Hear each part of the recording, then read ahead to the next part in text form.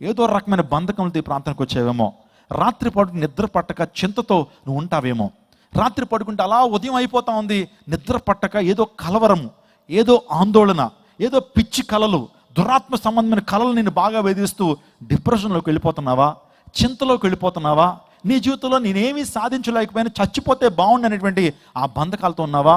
ఈ ప్రపంచంలో ఒకవేళ నువ్వు దేంతో బాధపడినా బాధపడకపోయినా, ఒకవేళ ఈ రాత్రి కాలంలో డిప్రెషన్తో నువ్వు బాధపడుతున్నట్లయితే నీకు ఖచ్చితంగా విడుదల కావాలి. ఈరోజున డిప్రెషన్ ప్రపంచంలో అన్ని రోగాల కంటే భయంకరమైన రోగం ఏంటంటే డిప్రెషన్ అండి. కృంగుదల ఎలా వస్తుందో తెలుసండి. మొదట మనిషి భయాందోళనకు లోనవుతాడు, తర్వాత ఆ భయం కాస్త చింతలా మార్చబడుతుంది, ఆ చింత కాస్త డిప్రెషన్లోకి వెళ్తాడు. డిప్రెషన్లోకి వెళ్ళినటువంటి వ్యక్తి ఒంటరిగా ఉంటాడు, లైట్లు ఆపేసుకుని బ్రతుకుతాడు, చచ్చిపోతే బాగున్నటువంటి ఆలోచనలు వస్తాయి, తన జీవితంలో భయంకరమైనటువంటి పరిస్థితిలోకి వెళ్ళిపోతాడు, ఎప్పుడు చచ్చిపోతానంటే ఆలోచనలు తన జీవితంలోకి వస్తుంటాయి. అది చాలా ప్రమాదకరమైనటువంటి స్టేజ్. అది ప్రపంచవ్యాప్తంగా శాస్త్రవేత్తలు, అనేకమైన సైక్రియాట్రిస్ట్ చెప్తుంది ఏంటంటే ప్రతి నలుగురిలో ఒకరికి ఆ వ్యాధి ఉంటుందట. ప్రతి నలుగురిలో ఒకరికి ఆ వ్యాధి ఉంటుంది. అంటే ఇక్కడ చాలామంది ఇక్కడ కూర్చున్నారు, మీలో చాలామంది ఆ వ్యాధితో బాధపడుతున్నటువంటి వారు ఉన్నారు. ఆ డిప్రెషన్ వ్యాధితో బాధపడుతున్నటువంటి ఉన్నారు. అటువంటి బంధకాలతో ఉన్నావా? పాపం అనే బంధకాలు, శాపం అనే బంధకాలు, అపవాది శక్తుల చేత బంధించబడిన పరిస్థితుల్లో ఉన్నావా?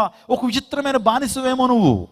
ఏదో రకమైన బానిసత్వం నిన్ను వేధిస్తూ ఉందా ఈ రోజున? ఆనాడు ఆ గ్రంథం ఏ విధంగా 7 ముద్రల చేత ముద్రించబడిందో మనిషి కూడా ఈ రోజున బంధకాల చేత ముద్రించబడుతున్నాడు. కొంతమంది ధర్మశాస్త్రము అనేటువంటి బంధకాల చేత బంధించబడుతున్నారు. మీరు శాస్త్రులు, పరిచయులు, సద్దుకాయలు వారు దేని చేత బంధించబడ్డారు తెలుసండి? ధర్మశాస్త్రం ద్వారా. వారు దేవుని కృపను ఆశ్రయించట్లా. ధర్మశాస్త్రం అలా ఉండాలి, ఇలా ఉండాలి, అలా ఉండాలని చెప్పి ఇవే ఆలోచన చేస్తున్నారు. కానీ కృప ద్వారా రక్షించబడాలి, విశ్వాసం ద్వారా రక్షణ అని వారు నమ్మట్లా. ధర్మశాస్త్రము ఈరోజు చాలామంది ఏమండి రూల్స్ అండ్ రెగ్యులేషన్స్ ఇలా ఉండాలి, అలా ఉండాలని పెట్టుకుంటారు. కానీ రక్షకుడిని యేసుక్రీస్తు ప్రభుని నమ్ముకోకుండా, వారి జీవితంలో ప్రభువుకి వారి జీవితాన్ని సమర్పించకుండా ధర్మశాస్త్రాన్ని నమ్ముకుంటే మనకు నిత్య జీవం కలుగుతుందని భావిస్తుంటారు. చూడండి, ధర్మశాస్త్రం ఇంపార్టెంటే. ధర్మశాస్త్రం ఒక వ్యక్తి పాప కాదని చెప్పేటువంటి ధర్మశాస్త్రం. నిన్ను పాపి అని గుర్తించేది ధర్మశాస్త్రం. ధర్మశాస్త్రం ఎలాంటిదంటే ఒక ధర్మామీటర్ లాంటిది. ధర్మశాస్త్రం ఎలాంటిదంటే ఒక ధర్మామీటర్ లాంటిది. నీకు జ్వరం వచ్చినప్పుడు ధర్మామీటర్ని ఎందుకు ఉపయోగిస్తావు? జ్వరం ఉందా లేదా తెలుసుకోవడానికి ధర్మామీటర్ ఉపయోగిస్తావు. ధర్మశాస్త్రం కూడా అంతే. నీలో పాపం ఉందా లేదా అని చెప్పడానికి ఉపయోగించేదే ధర్మశాస్త్రం. అంతేగాని ధర్మశాస్త్రం మనల్ని రక్షించలేదు. లా కెనాట్ సేవ్ అస్. ఎవరు మనల్ని రక్షిస్తాడంటే యేసు రక్తం మాత్రమే ప్రతి పాపం నుంచి మనం రక్షణ ఇస్తుంది. యేసుక్రీస్తు ప్రభు మాత్రమే మన పాపం నుంచి మనకు విడుదలనిస్తాడు. ధర్మశాస్త్రం మనకు విడుదలనివ్వలేదు. ఇంకా ధర్మశాస్త్ర సంబంధమైనటువంటి అధికారంలో ఉన్నావా? ధర్మశాస్త్ర సంబంధమైనటువంటి ఆ భారంలో ఉన్నావా? ఈరోజున క్రీస్తు దగ్గరికి రా. ఈరోజు క్రీస్తు రక్తం ప్రతి పాపం నుంచి మనం పవిత్రంగా చేస్తుంది. ఇంకా చెప్పాలంటే మనల్ని ఇంకొకటి బంధించింది, అదేంటంటే నిత్య మరణం.